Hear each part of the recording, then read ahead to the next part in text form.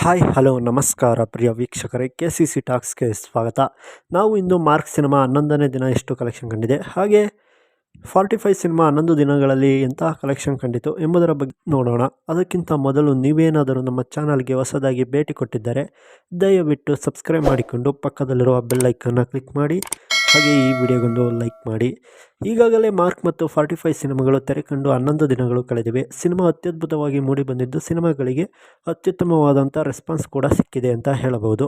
ಮೊದಲಿಗೆ ನಮ್ಮ ಕಿಚ್ಚ ಸುದೀಪ್ ರವರು ನಾಯಕರಾಗಿ ನಟಿಸಿರುವಂಥ ವಿಜಯ್ ಕಾರ್ತಿಕೇಯರವರ ನಿರ್ದೇಶನವಿರುವಂಥ 45 ಸಿನಿಮಾ 11 ದಿನಗಳಲ್ಲಿಯೇ 56 ಕೋಟಿಗಿಂತಲೂ ಅಧಿಕ ಬಾಕ್ಸ್ ಆಫೀಸ್ ಕಲೆಕ್ಷನ್ ಕಂಡಿದೆ ಎಂದು ನೋಡಬಹುದು.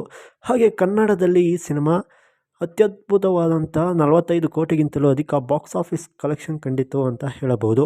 ಹಾಗೆ 11ನೇ ದಿನ ಸಿನಿಮಾ 1,22,00,000 ರುಗಳು ಕಲೆಕ್ಷನ್ ಕಂಡಿದ್ದು ಕನ್ನಡದಲ್ಲಿ, ಹಾಗೂ ತೆಲುಗು ತಮಿಳು ಭಾಷೆಗಳಲ್ಲಿ ನೋಡುವುದಾದರೆ ಸಿನಿಮಾ ಬರೋಬ್ಬರಿ 1 ಕೋಟಿಗಿಂತಲೂ ಅಧಿಕ ಬಾಕ್ಸ್ ಆಫೀಸ್ ಕಲೆಕ್ಷನ್ ಕಂಡಿದೆ ಎಂದು ಅಂದಾಜಿಸಲಾಗಿದೆ.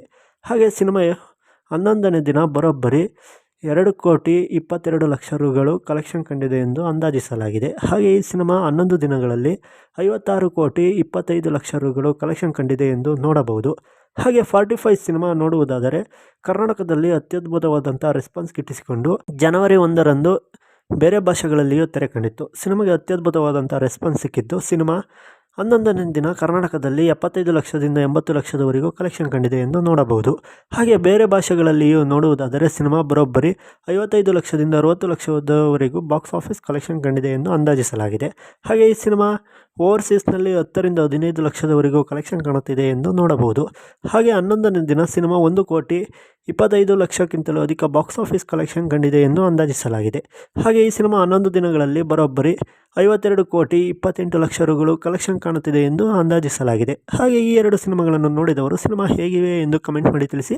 ಹಾಗೆ ಈ ಎರಡು ಸಿನಿಮಾಗಳ ಪ್ರತಿದಿನದ ಬಾಕ್ಸ್ ಆಫೀಸ್ ಮಾಹಿತಿಗಾಗಿ ನಮ್ಮ ಚಾನಲನ್ನು ಸಬ್ಸ್ಕ್ರೈಬ್ ಮಾಡಿಕೊಂಡು ಪಕ್ಕದಲ್ಲಿರುವ ಬೆಲ್ ಐಕನ್ನ ಕ್ಲಿಕ್ ಮಾಡಿ. ಎಲ್ಲರಿಗೂ ನಮಸ್ಕಾರ.